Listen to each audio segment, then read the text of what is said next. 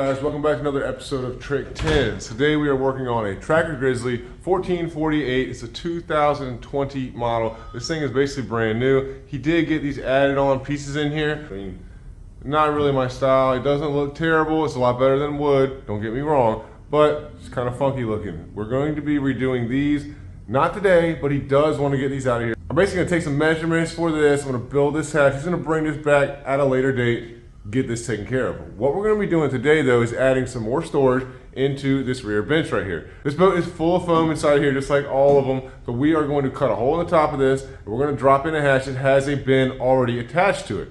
Austin already has both of these dry boxes completely done. He built them earlier this week. So this is going to be a pretty quick install. I'm going to show you guys these dry boxes, and then we'll get this thing going. Let's get back to work. All right, so these are the two dry boxes right here. Pretty simple. This thing's 16 by 20, and it's got a 12-inch deep box on it.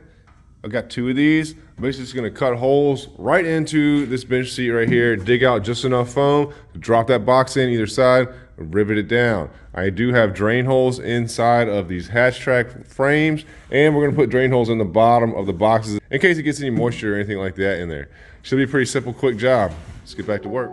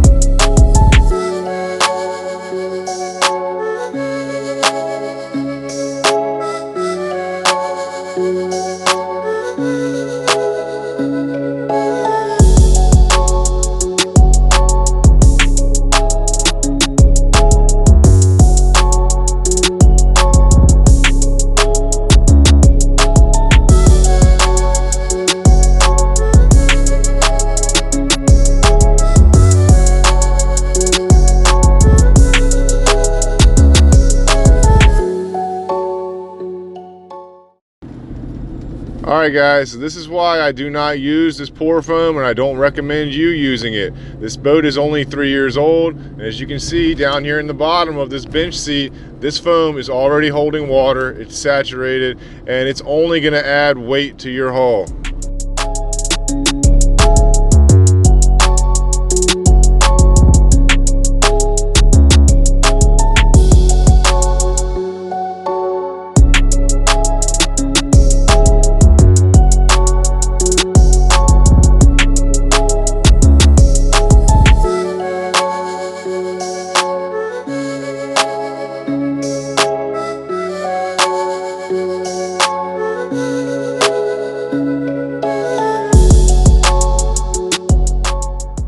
All right, so we got these two drop-in dry boxes installed. Turned out good. It was a little bit of a pain in the butt. Now the inside of this, I had originally made this thing 12 inches deep, and it just was too deep. The bottom of this tracker has floor ribs in here, and those ribs are basically the same height as the floor right here. So I had to take this off. I cut this off. I had just had it welded on the corners and a couple spots in the middle of those.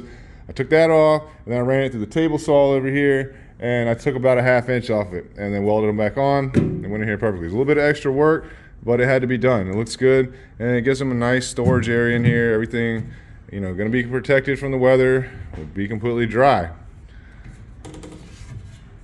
We'll turn this camera around and we'll talk prices for stuff like this, guys. It's a sweet little rig though. It's really gonna be nice once we get this area cleaned up right here. Get him a big hatch and just build the face down. He'll have a lot of storage right there. We might come back and eventually do something with this back area, but it's still up in the air. All right, so the hatches that we put in this boat, they are 20 by 16 inch drop-in hatches. Now it has a 12-inch box welded to the bottom of it. These actually have an 11.5-inch box, so I had to cut them down to fit in here. But if you're interested in something like this, these are $375 each. Obviously, if I gotta ship it to you, you're gonna have charges for shipping. And if you want handles, there's custom handles you can pick out. That's extra too. I have all the options for the handles that I carry on my website, trick10sjonboats.com. Now, if you guys wanna reach out to me to get any products, any hatches, live wells, dry boxes, trolling motor trays, trolling motor brackets, even if it's something stupid, a little piece you need bent, I would love to help you guys out. I want you to have my products in your boats. I think it's cool. So if you need anything, you can send me a message through the website, or you can send it directly to my email at professionalwelding@gmail.com. It's a lot easier if you send me an email, give me as much information as possible, because if you hit me up on social media, my Facebook and Instagram and TikTok, the messages in there are just getting outrageous. So don't feel bad if you send me a message on Facebook or Instagram and I don't get back to you. It might just be because I didn't see it or it got lost in the other 100 messages that I got today. And I'll probably have another 100 messages tomorrow. So if you guys need something for your boat, go ahead and get those orders in now. Summer is coming quick. I appreciate you guys watching. Hit that like and subscribe button for me. When we hit 10,000 subscribers, I'm gonna do a substantial giveaway, and I'm looking forward to it, guys. Things have been growing good, and I can't do it without you. I got a lot to do, so I'll see y'all next time. I gotta get back to work.